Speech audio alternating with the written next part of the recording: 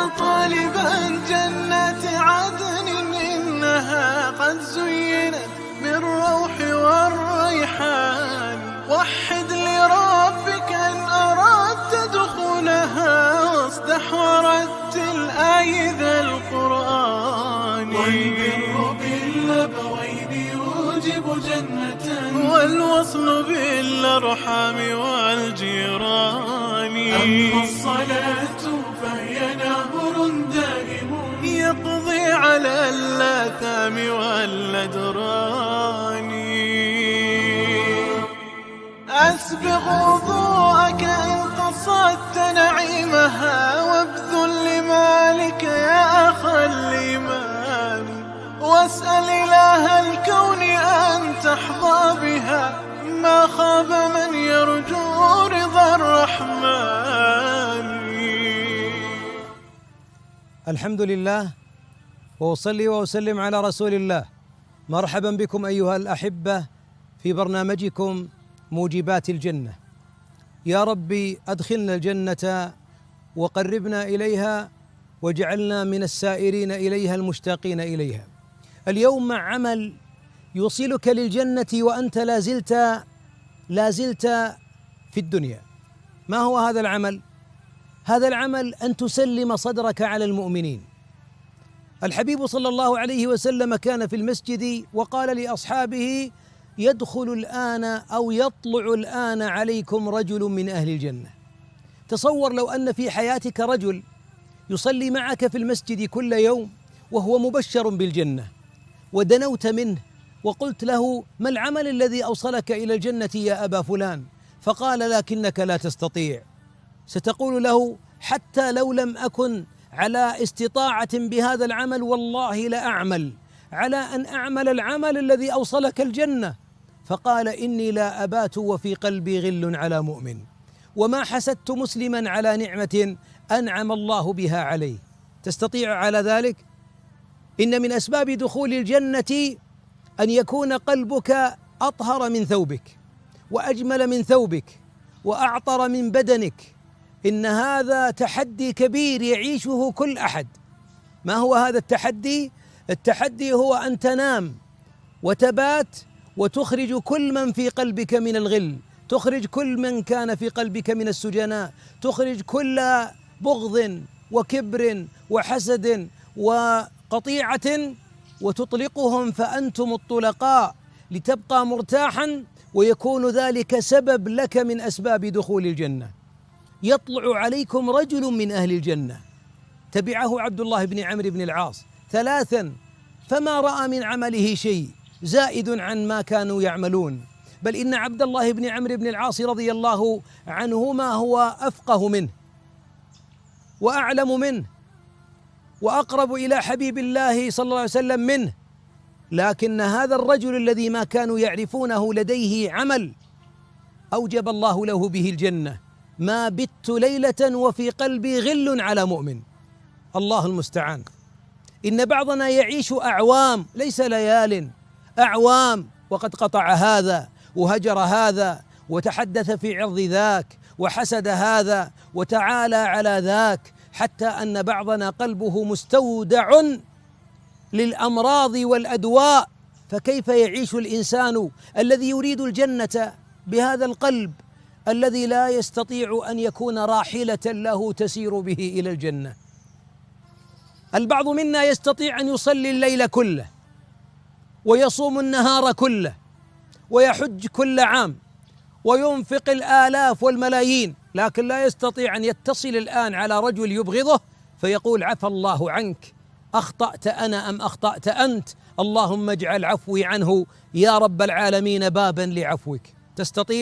تستطيعين؟ إنه سبب من أسباب الجنة، أي دخول الجنة. بل إن سلامة الصدر تجعلك في الدنيا في جنة، في راحة. أشد الأحمال ليس الصخر الذي يوضع على الظهر، إنما أشد الأحمال الغل والبغض الذي في القلب. تخلصوا أيها المؤمنون والمؤمنات منه لتعيشوا والله في الجنة. وأسأل الله جل وعلا أن يدخلني وإياكم الجنة بلا حساب ولا سابق عذاب.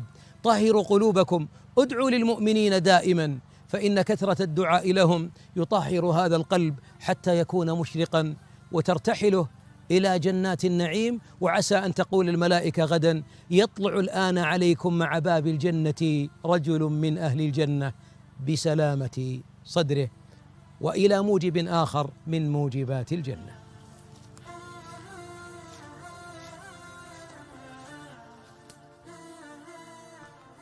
مرحبا بكم أيها المشتاقون إلى جنات النعيم. لو قيل لأحدنا وقد ثار غضبه ويريد البطش بمن أغضبه، قيل له: لا تغضب وجائزتك الجنة. تصوروا ما هذا الثمن الجميل الغالي الذي يجعلني أتجرع جرعات الغضب، فيكون جائزة هذا الكظم جنات النعيم.